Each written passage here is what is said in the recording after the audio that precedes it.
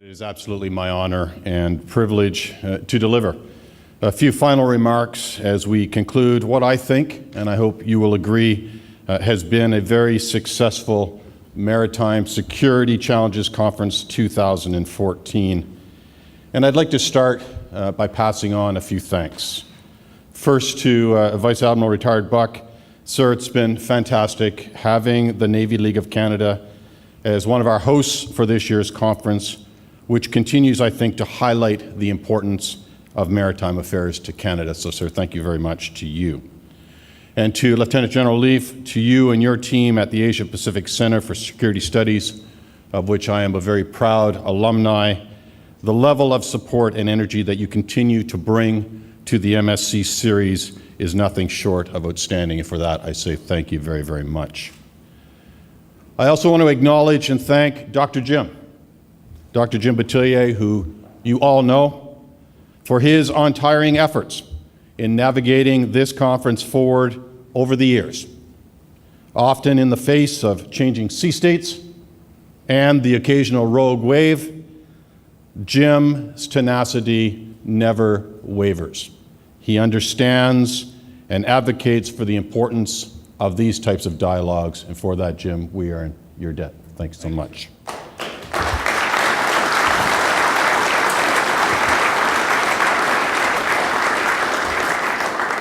And as I've observed through the preparations for this conference at Jim's side, a great team of organizers who have worked hard over the past many months to bring it all together. And I must give special mention to Miss Ashley Milburn. Ashley, where are you? Are you in the room? Wave a hand. She's probably off organizing MSC14. Ashley, who's been at the forefront of much of this effort, and so I just want to publicly thank Ashley.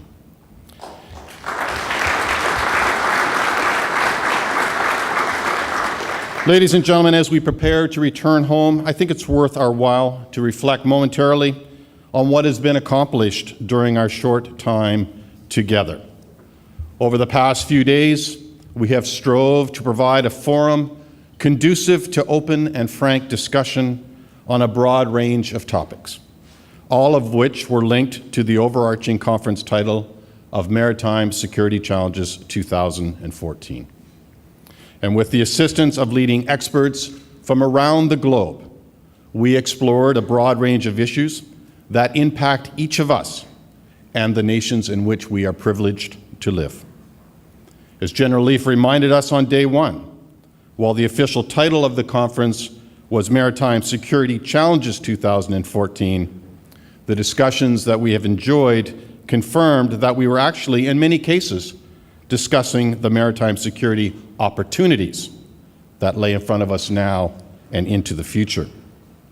And throughout our time together, we have debated complex matters, including regional pressure points, real and perceived, emerging threats, be they military, economic, social, asymmetric, natural, or man-made, to name only a few. We've examined future technologies, what they are, what threats they represent, and what opportunities they bring with them. We have discussed complex maritime issues in which history, culture, legal systems, economics, and interpretation of actions and intent all had to be considered. We have revisited core questions. Why do nations have navies? What are they for? And we have introduced and scratched on new concepts, such as cooperative compellence, and Professor Vago's suggestion on the need to take a look at a modern maritime theory.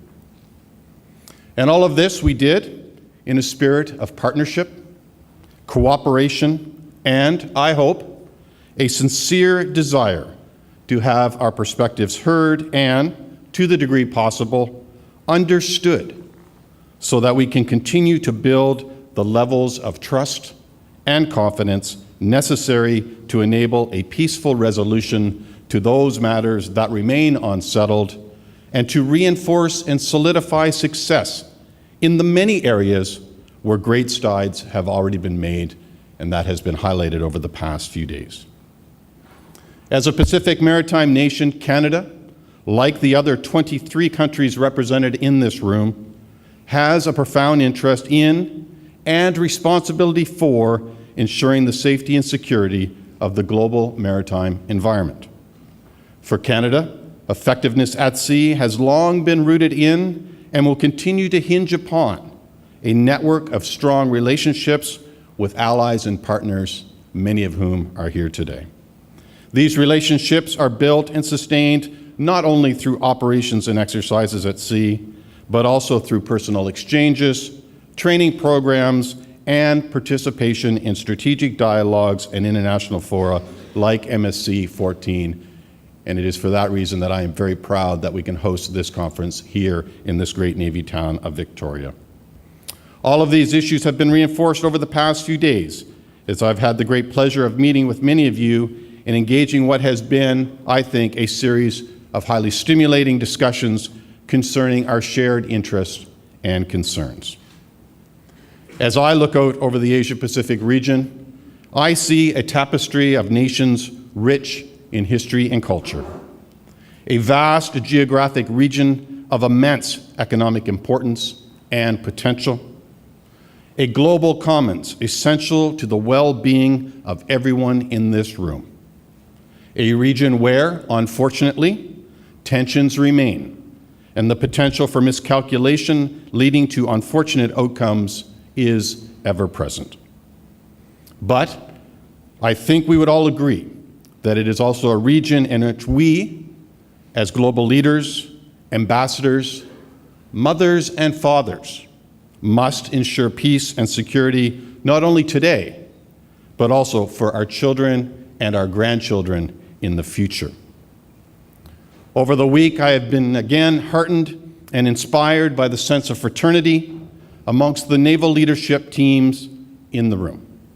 That fraternity, that shared appreciation for the seas, constitutes a supremely important foundation for cooperation amongst navies. And that cooperation, ladies and gentlemen, I believe should not be discretionary. It is critical to ensuring the peaceful and untrammeled movement of the world's goods, the safe passage of ships on their lawful way, the maritime domains of sovereign states, and the upholding of the laws of the sea.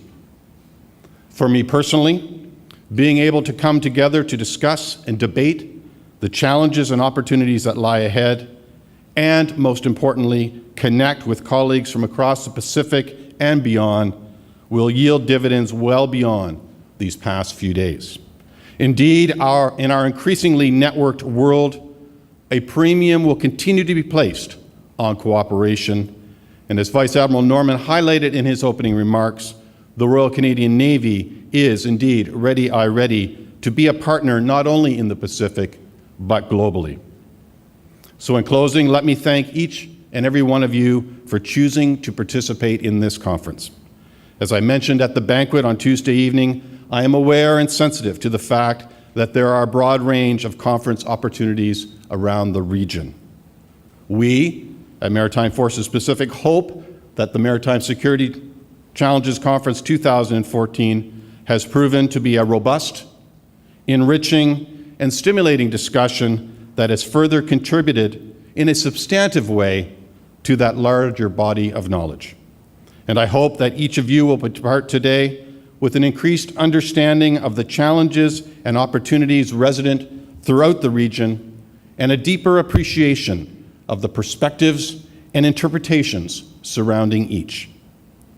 Of equal importance to me is my sincere hope that you have had a wonderful stay in Victoria and indeed a wonderful stay here in Canada.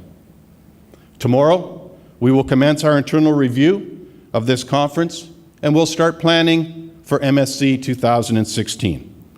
And as we do, we will look forward eagerly to your continued participation. As speakers, as delegates, as sponsors, we invite you to share your experience at MSC14 with your friends and colleagues and encourage them to join us as we come together here again in Victoria in 2016.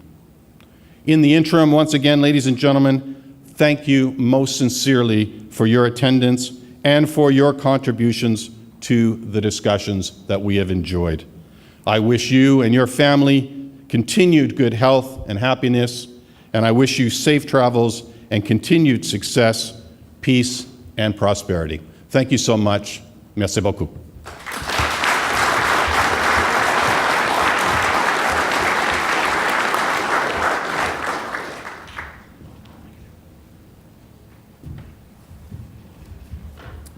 Thank you very much, Admiral Truelove, for those parting comments. MSC14 now draws to a close, and I would like to use this opportunity to extend a round of thanks and to echo the thanks that Rear-Admiral Truelove advanced. First, to the Navy League of Canada and to Vice Admiral Buck. The Navy League has been indefatigable in its support of this undertaking. I and my colleagues at Maritime Forces Pacific owe a great debt to Admiral Buck and his team for their unflagging support for this endeavor.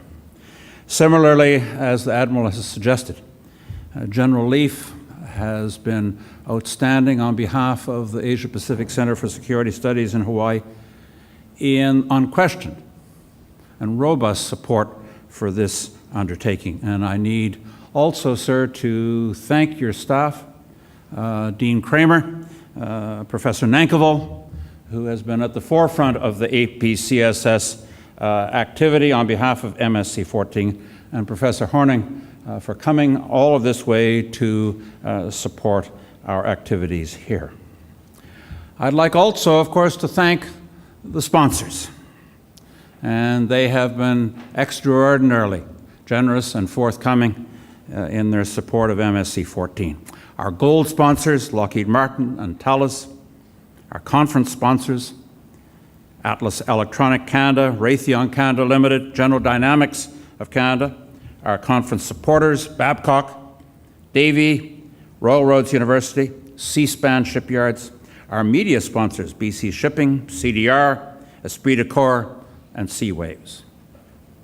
But I need to pay particular attention to my team and to the individuals who worked day and night over the past 2 years to bring you MSC14. I'd like to thank, in the first instance, the University of Calgary. 3 of their senior students came here to act as rapporteurs. And when the proceedings are available, it will be very largely a result of their endeavor. Tim Choi, Matthew Preston, Aaron Garrett Rempel.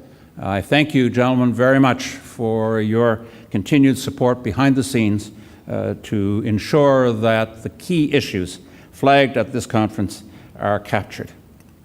I might mention parenthetically that in the run-up to MSC 2016, I would welcome from each and every one of you suggestions of possible themes that we can explore, issues that you feel are particularly critical in terms of the maritime arena in the Indo-Pacific region. And lastly, I want to thank my specific team, Leading Seaman Peter Drysdale and Dan Erickson, who maintained all of the audiovisual operations, and specifically to Ashley Milburn, whom the Admiral already highlighted, to Brett Withoff, and to Dan Bart. And I'd like Ashley and Brett and Dan to come forward, if you'd be so kind, to the front of the room. Thank you. I don't want to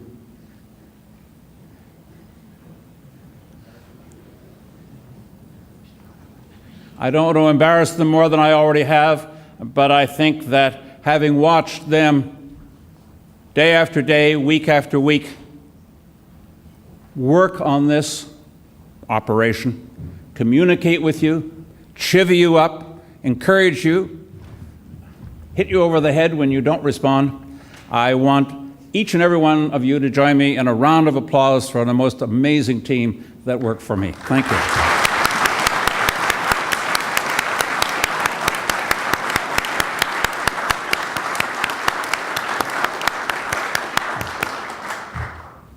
That, ladies and gentlemen, concludes MSC 14. I wish you all a safe journey. I look forward to remaining in touch with many of you over the interval between now and the autumn of 2016, and I wish you safe journeys back to your respective homes. Thank you.